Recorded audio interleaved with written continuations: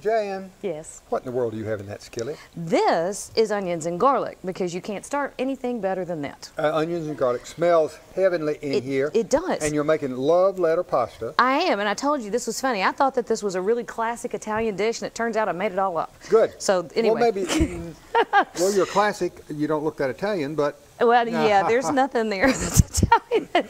All I did was I sauteed up some shrimp, and I pulled them off, and then in the same skillet, I've got an onion and a couple cloves of garlic.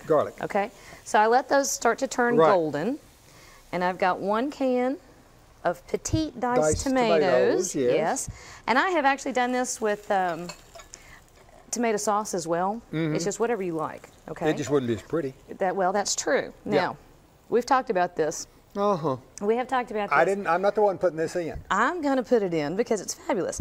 It's a cup of white wine, and it's a dry white. Now, if for some reason you don't want to use wine, you can use a cup of regular chicken broth and use a little bit of white wine vinegar with it, because it does need that acid. All right, so tablespoon of oregano. Okay, and then all we're going to do at this point is give a little sprinkle of salt. Okay, and a pinch of red pepper. And then, normally... And then you wash your hands real carefully so that you don't get it in your eyes. Well, you don't want to rub your eyes with that. Now, normally you'd let this simmer until it had started to reduce. Okay, but we're not going to do that. Over here, what I've got are whole grain lasagna noodles. Now, if you're doing this and you want it to be white, which shows up really nice against the pink and the red, then go ahead and use regular. But I just assumed that these love letters were on parchment paper. No, no, we're going to eat our love letters. I took lasagna noodles and see, I broke them into pieces. Okay, so I cooked these just under being done.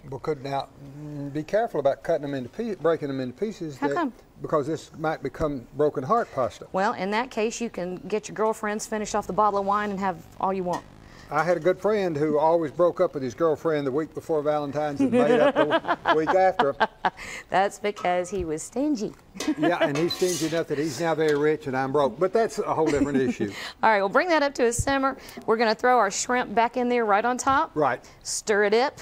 And this is the finished product. Is the finished product, and you give it a little sprinkle of fresh basil and a little fresh parsley, and it is out of this world. Folks, this is so good. I don't know whether you could get it made for dinner or not, but it's all right for a romantic dinner for 2 when it's not Valentine's Day, right? You got the recipe, chef's recipe, 6450 Paper Mill Drive, Knoxville, Tennessee, 37919, sending a self-addressed stamped envelope, or go local8now.com.